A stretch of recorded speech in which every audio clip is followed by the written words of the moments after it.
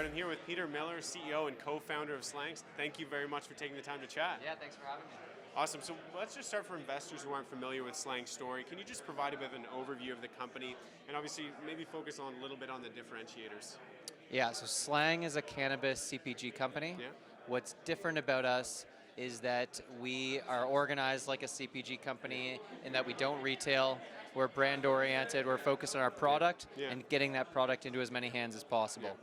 We're also a little different in that we're oriented more to the mature markets, the states that have been legal for a long time, that have larger markets, more retailers that are open and sort of behave in a more normal fashion. Excellent. And we use partnerships to get into the newer markets. And so what are some of the big partnerships that you guys look at? So Florida's a really exciting market. I think everyone would agree it is and will be even more exciting. And But what kind of partnerships have you guys rolled yeah, out it's there? limited license, vertically integrated, and very expensive to enter. So we entered it with TrueLeaf. Excellent. Well, that's a great They're partner. a great operator. They have scale. They're just super solid. So they carry one of our flagship brands. It's performed incredibly well, and it allowed us to get into that market on a very short time frame without the capex. Okay, excellent. And just for maybe some of the Canadian followers who aren't familiar with some of the brands that might be offered by SLANG, what are some of your top 3 products right now that you guys are selling?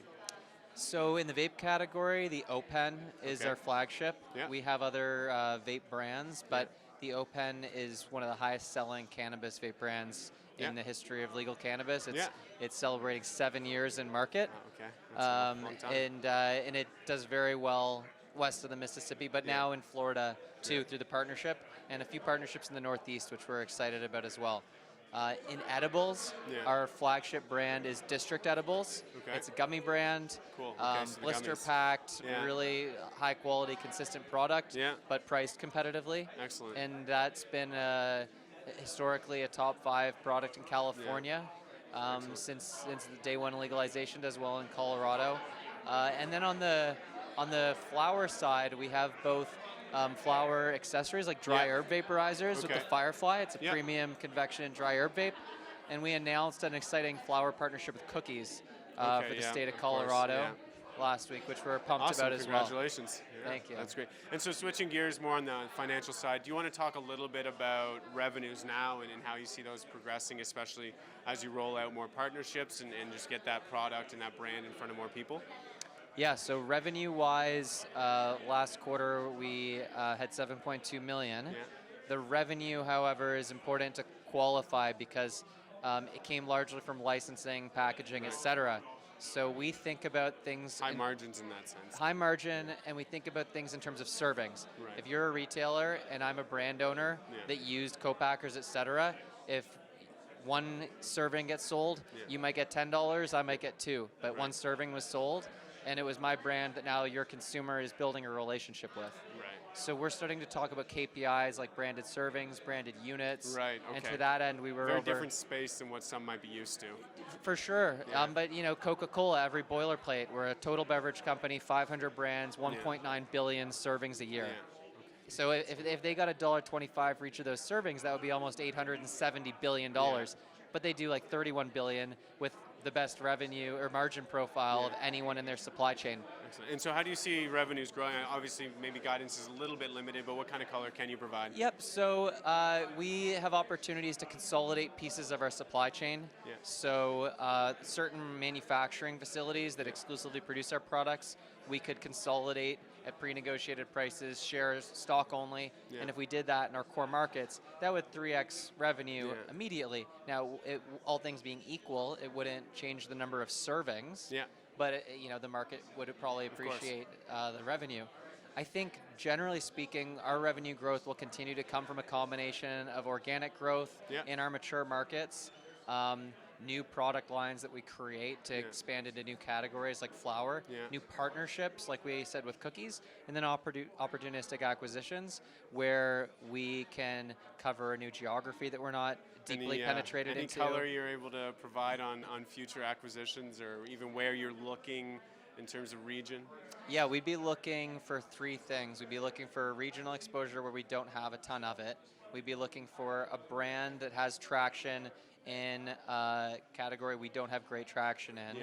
and it would have to come with people that had a vision for the future, because the brands are ultimately just a representation of the people executing behind any it. examples that you'd be able to share on? That would be a big scoop. Let's would be. I always develop a have to ask. relationship, Yeah, and then okay. we'll give you the call. Okay, Yeah. no, But that's fair. we're excited. There's there's a lot of cannabis brands that have come and gone. Not a ton of super high quality, but there are people we respect a lot and admire what they're doing. Excellent. And then it just comes down to market timing and being opportunistic Yeah, that absolutely. way. Obviously, one of the you kind of have a big supporter in the cannabis industry. Bruce Linton is sort of, said he's supporting you. And can you elaborate on what capacity and how you see that adding value? Yeah, Bruce is just an investor in SLANG, but a very helpful investor in that anyone who's written a sizable check for the space, he's probably met over the past 5 years. And if they're investing directly into the company, they've probably made money.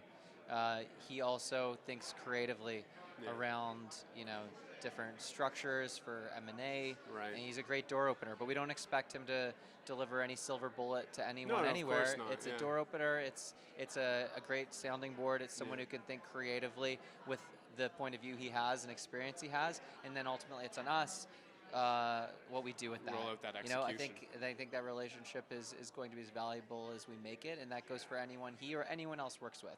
Excellent. There's no savior No, for no, anybody. yeah, absolutely. And it doesn't but sound he's like a you very guys need a creative- savior per se either. No, absolutely not. But we've had a good relationship a long time, and our group's history was in the Canadian space. Right. I was a co-founder of Metrum Health Corp. Okay. That was acquired by Canopy, so we were competitors. Then we were in the same cap table. Yeah. Then as we left to build SLANG, the Canopy folks were interested in getting exposure to that, which we created through exchangeable warrants, Right.